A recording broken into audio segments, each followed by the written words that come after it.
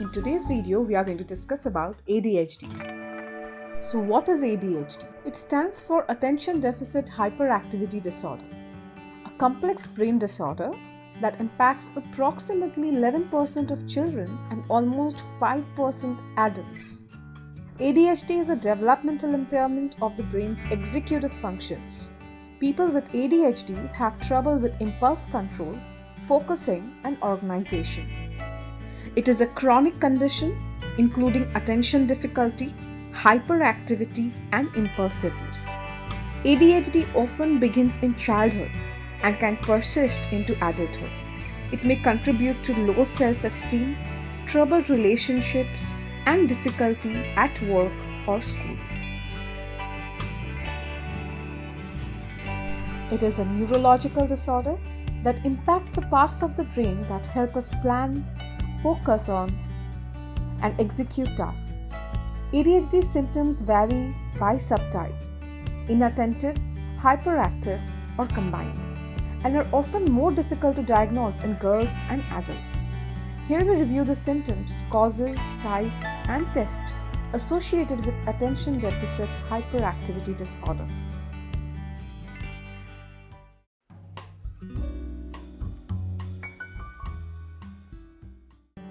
Brain imaging studies and other research show many physiological differences in the brains of individuals with ADHD.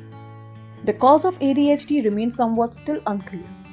Research suggests that genetics and heredity play a large part in determining who gets ADHD. Additional research suggests that exposure to toxins and chemicals may increase a child's risk of having ADHD. There may be certain underlying condition as well to this disorder, which may be poor diet or poor parenting. The Diagnostic and Statistical Manual of Mental Disorders identified 3 types of ADHD. 1. Primarily hyperactive impulsive type. 2. Primarily inactive type, formerly called ADD. 3. Primarily combined type. People with hyperactive impulsive subtype of ADHD act as if driven by a motor, with little impulsive control, moving, squirming, and talking at even the most inappropriate times. They are impulsive, impatient, and interrupt others. People with the inattentive subtype of ADHD are easily distracted and forgetful. They may be daydreamers who lose track of homework, cell phones, and conversations with regularity. Individuals with combined type ADHD display a mixture of all the symptoms outlined above.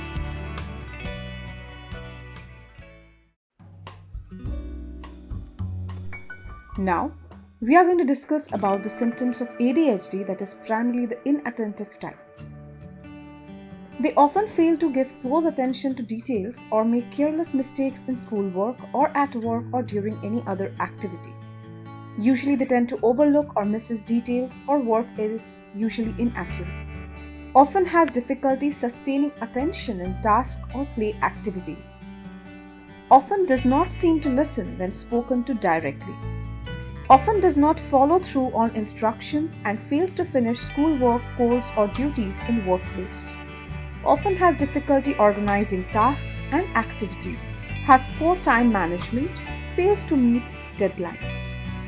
Often avoids, dislikes, or is reluctant to engage in tasks that require sustained mental effort. Often loses things necessary for tasks or activity. Is easily distracted by extraneous stimuli. Is often forgetful in daily activities. Now we are going to discuss the symptoms of ADHD that is primarily the hyperactive impulsive type.